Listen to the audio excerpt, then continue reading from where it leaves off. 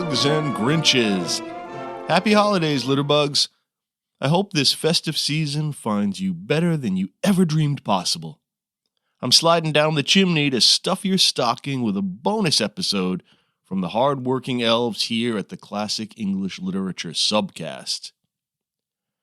But before I munch your cookie and slurp your cocoa, that didn't sound good, I want to send a big thank you to friend of the show, Helen B., for her recent gift.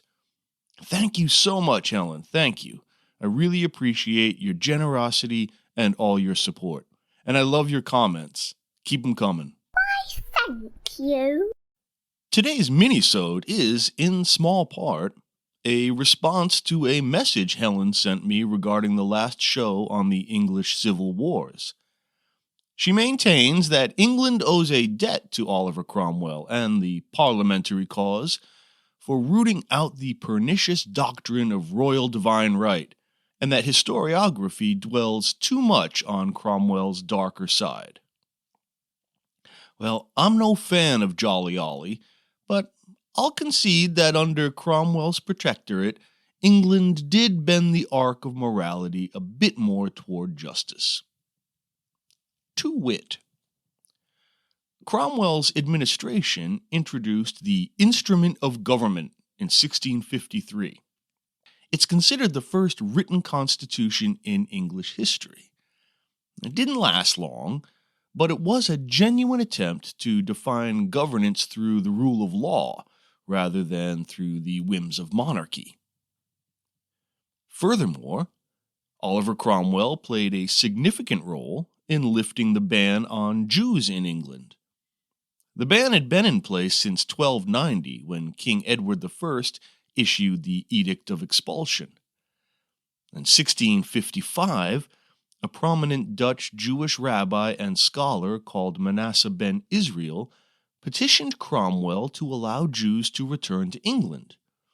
And Cromwell was sympathetic, seeing the readmission of Jews as advantageous for economic reasons and as a way to align England with biblical prophecy.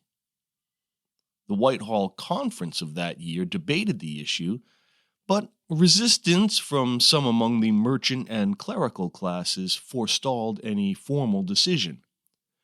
Despite this, Cromwell permitted Jews to settle quietly and practice their faith unbothered.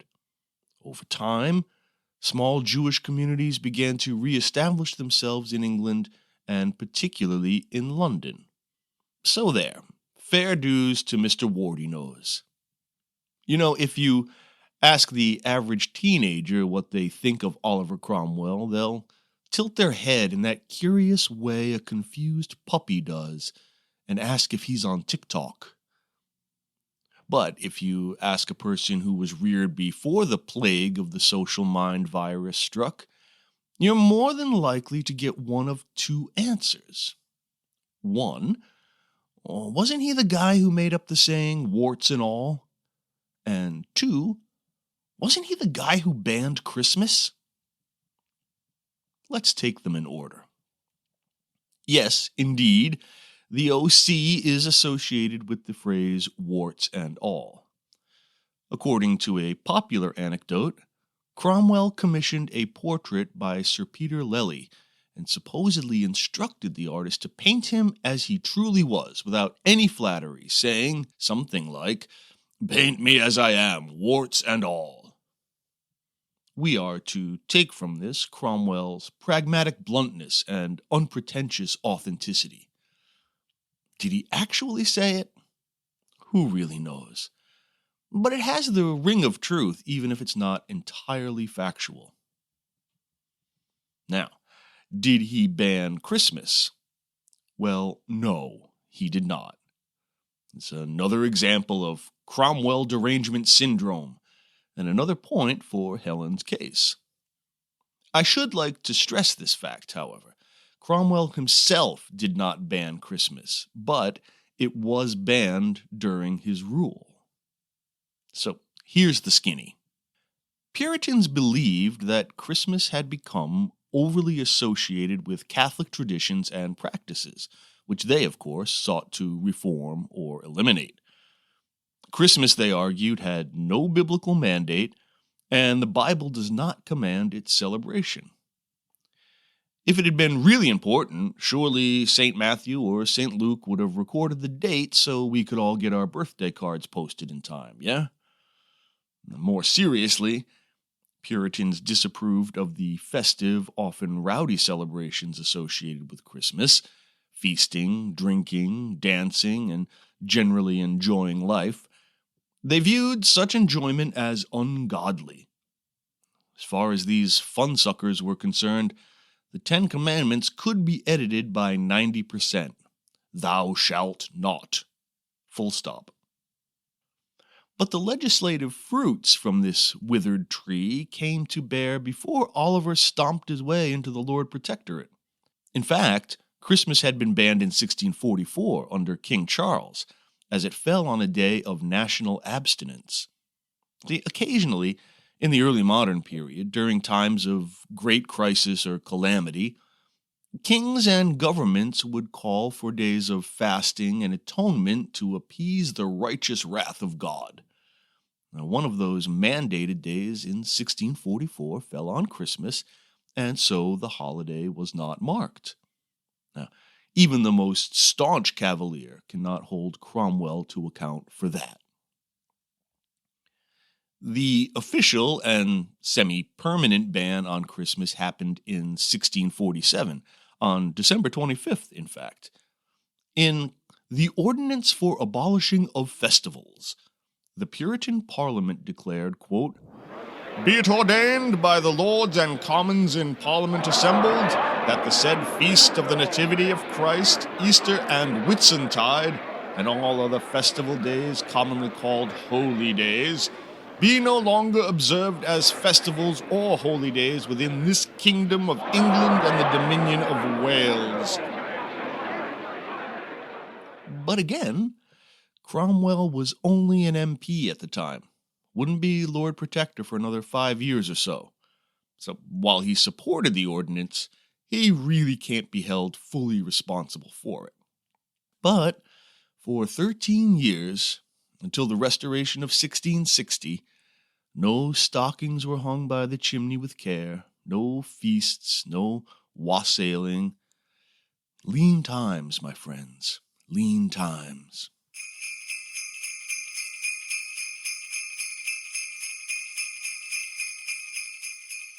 Some of my Legal Eagle listeners will no doubt have detected in this Yuletide prescription a terrific miscarriage of justice. Surely this ban is an instance of capricious tyranny, a unilateral imposition on Father Christmas in which the accused has no opportunity to face his accusers, to put his case, to plead in his own defense. What of Magna Carta?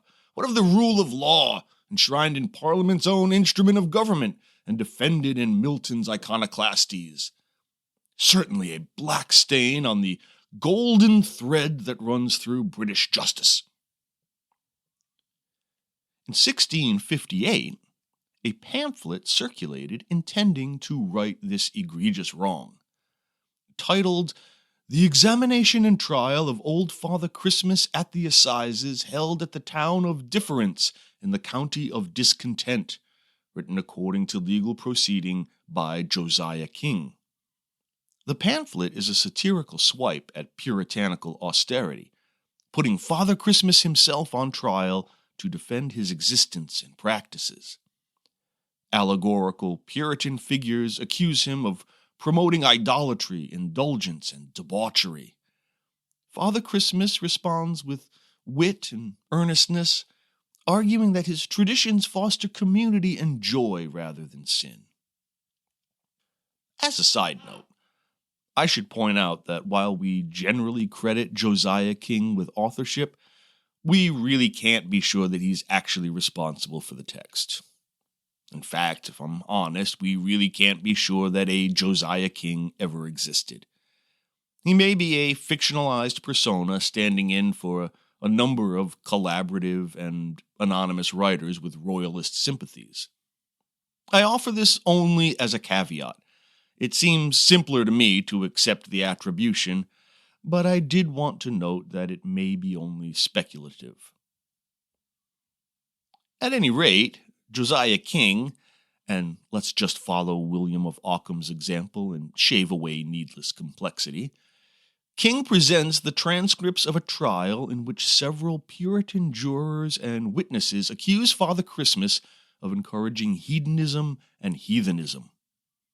The record opens with several brief letters to the worshipful John Hodge, Doctor of Physic, Captain Thomas Prynne, Momus the critic, and finally one to the, quote, honest reader. These letters frame the satire to come using the grave language of official documents and petitions to heighten the coming irony. The trial itself opens with the clerk of the court calling the members of the jury, who have the subtle allegorical names we are used to finding in medieval works such as Piers Plowman or Everyman. These names are barbed. We've got Mr. Starvemouse, Mr. Keep-All, Mr. Hoard Corn, and so on. At the impaneling of the jury, suddenly Father Christmas swoons, and the people in the gallery make clamorous uproar. Quote, "The grave old gentleman Christmas did sound at the naming of the jury. Then it was commanded that they should give him air and comfort him up, so that he might plead for himself. And here I cannot pass by in silence the love that was expressed him by the country people, some shrieking and crying for the old man, others striving to hold him up, others hugging him, till they had almost broke the back of him, others running for cordials and strong waters, insomuch that at last they had called back his wandering spirits, which were ready to take their last farewell." The old fellow recovers himself, thanks to the ministrations of the good common folk, and pleads to be allowed a barrister to argue his case.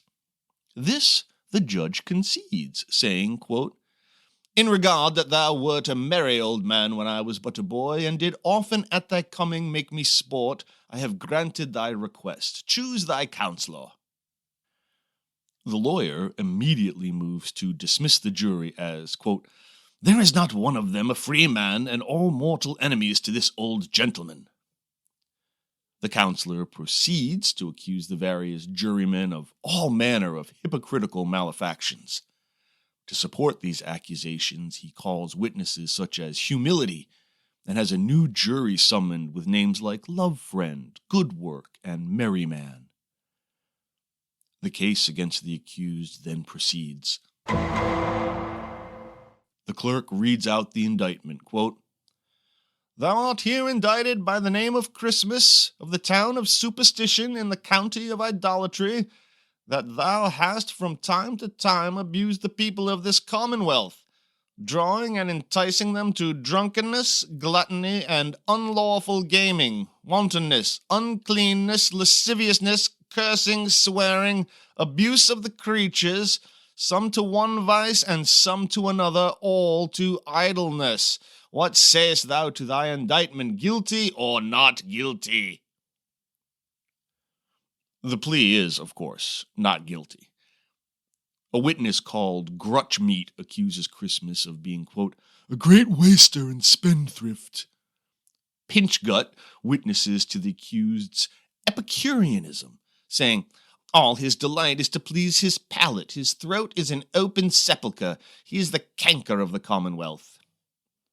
Allwork testifies that Christmas defies the Sabbath commandment, arguing that we were made, quote, "to work 6 days, and this old villain would persuade us to play 12. He teaches us also reveling and rebellion. We cannot bear any rule with our servants when he come, for if we command them to follow their work, they will murmur and deny it, saying it is not Christmas time." Many other witnesses come forth with their litany of po-faced charges. All in all, grave accusations, dear listeners. Sedition, sloth, blasphemy, luxury, threats to body, soul, and state. Certainly, we now see the paternal wisdom of Parliament's exile of this dangerous old man. Finally, the defendant is allowed to testify on his own behalf. His first objection is that he has been misidentified in the indictment. Quote, "I am wronged in being indicted by a wrong name. I am corruptly called Christmas. My name is Christide, or Time." You may wonder why he makes this correction. Well, Christmas is an example of what's called by linguists lexicalization, or semantic compounding. And that's the combination and transformation of two or more words into a new standalone term. Think of how the word goodbye derives from the phrase God be with you, or how o'clock used to be of the clock. The phrase used to be Christ's Mass, which obviously has very heavy Catholic overtones. Such a name would not fly in a puritanical regime that saw Catholicism as tantamount to paganism. So the name change emphasizes a Protestant character. Father Christmas, sick, distances himself from problematic identities, which sets the stage for his peculiarly Protestant interpretation of Christian virtues such as faith and hope and charity. He appeals to scriptural authority for his orthodoxy, saying, quote, "The angels rejoiced at my coming and sung Gloria in excelsis. The patriarchs and prophets longed to see me." He appeals to Magna Carta, argues he provides hospitality and occasions for thankfulness, that feasting should aim at satisfaction, not indulgence, and if people cannot be so moderate, why should the guilt fall upon him? Father Christmas wearies of speaking. He's over 1,600 years old, and his counselor finishes the defense. Quote, "Methinks, my lord, the very clouds blush to see this old gentleman thus egregiously abused, if at any time any have abused themselves by immoderate eating and drinking, or otherwise spoil the creatures, it is none of this old man's fault. Neither ought he suffer for it. For example, the sun and the moon are by the heathens worshipped. Are they therefore bad because idolized? So if any abuse this old man, they are bad for abusing him, not he bad for being abused." The counselor calls witnesses Simon Servant, Peter Poor, and Nicholas Neighborhood to give a character to Father Christmas. And then the text ends. Yes, dear listeners, the final 2 pages are missing from the manuscript. I've consulted 2 online versions, one from the Bodleian Library at Oxford and another from the University of Michigan, and we just don't have any resolution, at least in this 1658 edition.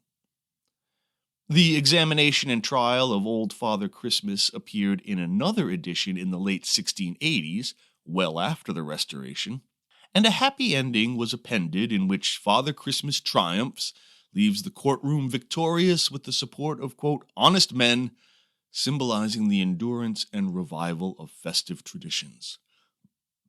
The Puritans leave in, quote, "discontent," as Christmas is restored to its rightful place.